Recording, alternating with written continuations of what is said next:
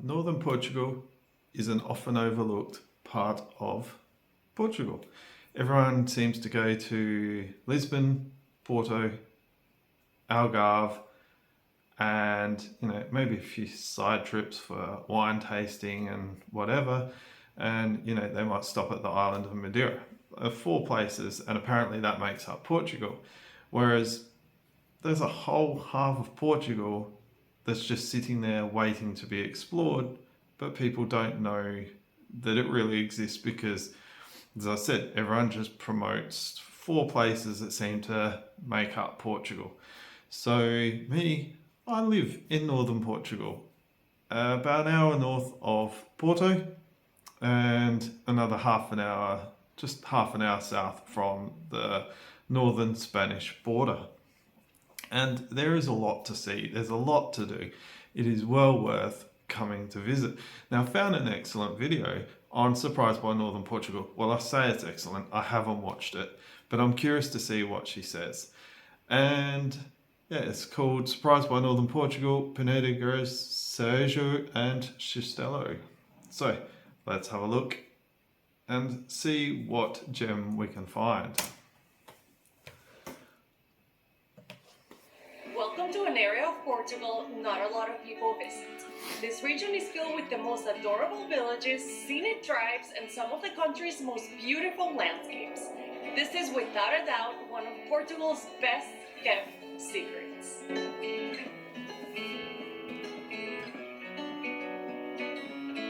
We just popped into Peneda Gerês National Park. This is Portugal's only national park. It sits on the northern border with Spain, about 75 miles northeast of Porto. And our first impressions of this place are that it's absolutely incredible. It's nothing like the national parks in the US. There's literally 0 other people here right now.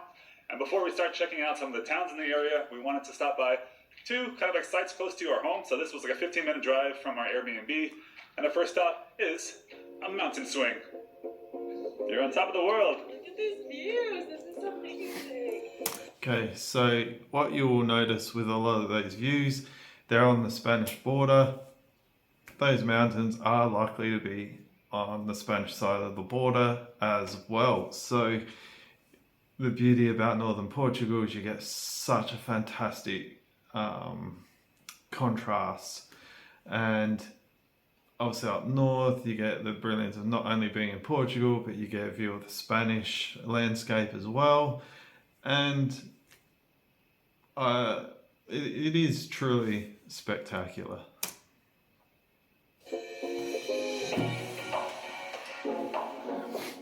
Haven't been to the big swing though.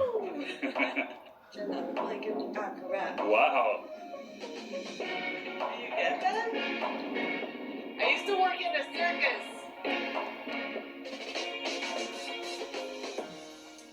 How about this for dedication to her craft? The GoPro in the mouth.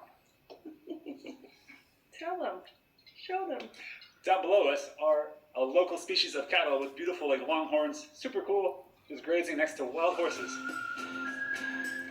Yeah, you see the cattle, they roam freely. So if you drive through the hills of northern Portugal, it is quite common that you will come across herds of these. I've come across horses as well.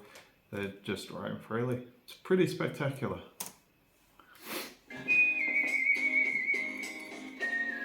Yep, just like that.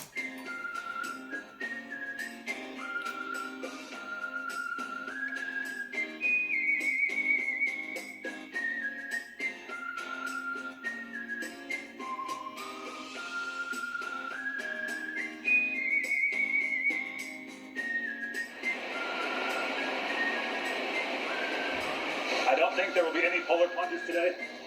This is icy, icy water. And fall has hit Portugal. It's like 65 degrees this morning.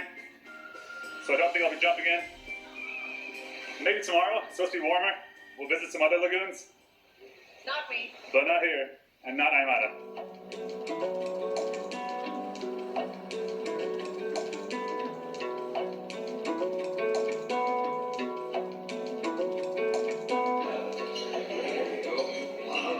Enjoy. Oh, yeah.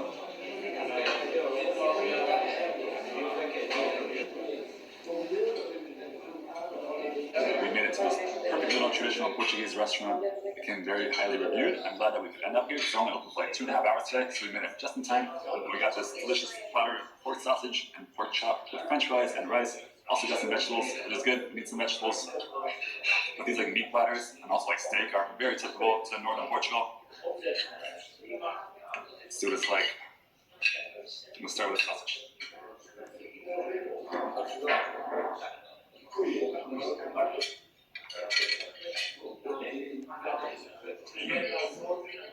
Yeah. Very good. A little spicy, smoky.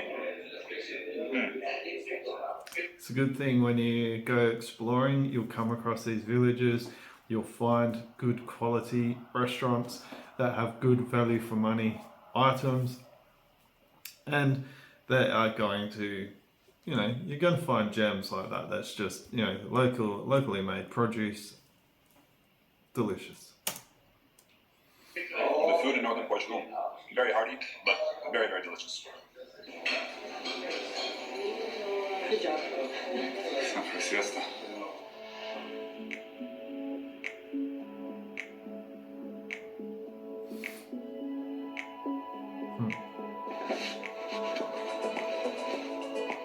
This is so pretty. We made it to the town of Sistelos, and today has been so nice. We've just been driving around the whole day, enjoying the beautiful views.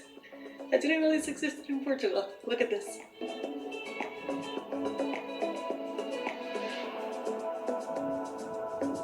Yeah, the Portuguese have a habit of building up the sides of mountains. It is interesting that can mean access can be tight, the roads can be very small driving through, so get a small car.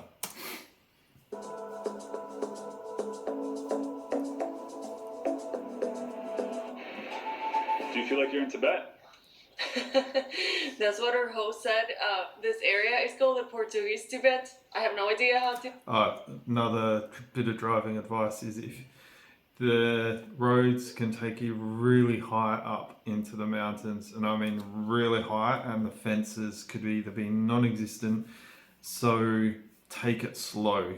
And I mean they're wide, the main roads are wide. When I say the roads are tight, I'm talking about in the inner towns. But when you're out on the main open roads, they're generally wide because you get trucks, main traffic coming through. But definitely take it slow because it can be very windy at the top of the hills. Don't be frightened of going up there. The spectacular views are worth it. Tibet looks like.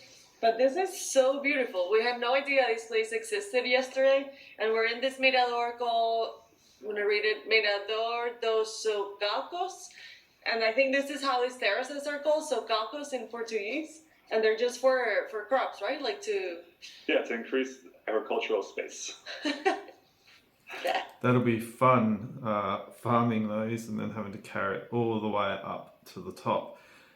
There'd be some special kind of fit people living in those towns, that's for sure. It's very, very pretty. It's so peaceful here. The air is like pure and fresh, and it's been a really, really nice day.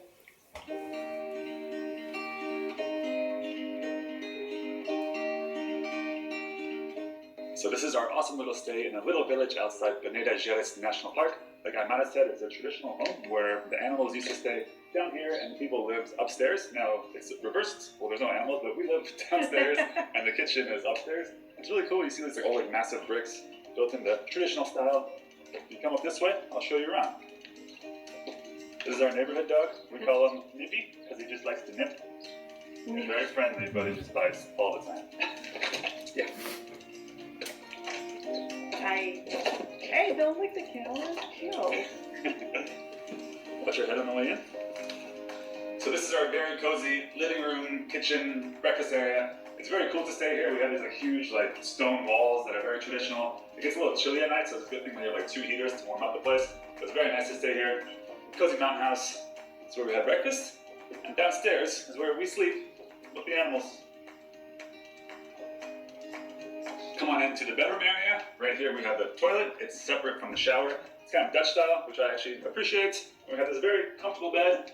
We had the heat going last night. It was very, very comfortable. We slept like babies. We also had this like watch a sheep walk by. Very cozy little house. But now it's time to jump back in the car. Unfortunately, we have to leave this place after 2 nights. We wish we could have stayed longer. But it's time to check out the Sete Lagos. Whoa. Yeah, whoa.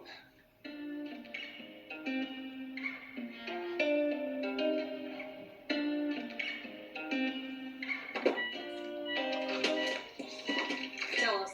We have a bit of a situation. So on Google Maps, it showed that I could keep going towards the Seven Lagoon, and we could keep driving for like another 20 minutes and get right there. But we were trying to cross a bridge, but there was a sign that said like residents only, and we couldn't like pass through the village. It was prohibited. So I asked the lady, I was like, can we drive there? She said, no. And then I asked, how long is the hike? She said like an hour and a half, in which most days that wouldn't be a problem. But today we also have to go to Douro Valley, which is another like 2.5 hour drive. So we can't make that happen today. So we'll have to show you a photo of Sete Lagos. I think I have a plan B. There's a water. Okay, the reason why they don't want cars going through, obviously, is if it's tight roads, traffic is going to be a nightmare, and you don't. If you're living in a small village with not a lot of access points, you don't want the roads clogged with tourists. It'd just be a nightmare. And if you're a village that's not getting anything out of it purely because people are going to visit this location, yeah, it could be a bit frustrating. So I could kind of understand where the villagers come from with this. I call someone nearby, and I think the hike is a little bit less. But it kind of stinks. Yeah. Damn. I'll have to come back to Northern Portugal. Shoot. Damn.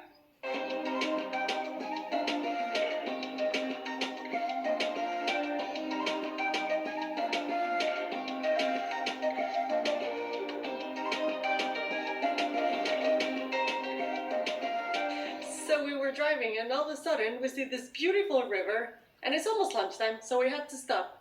Just look at this place.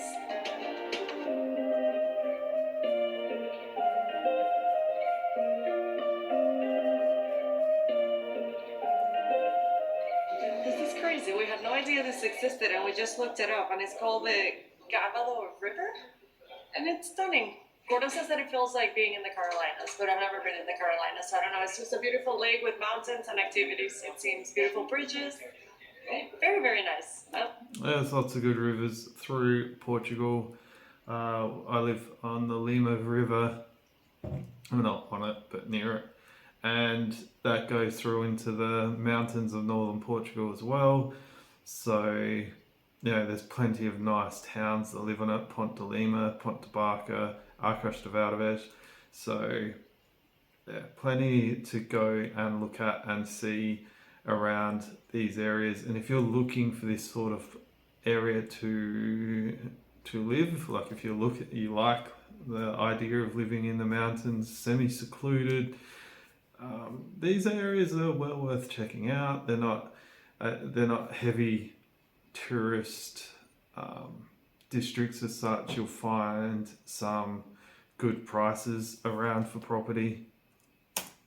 I love this place for lunch.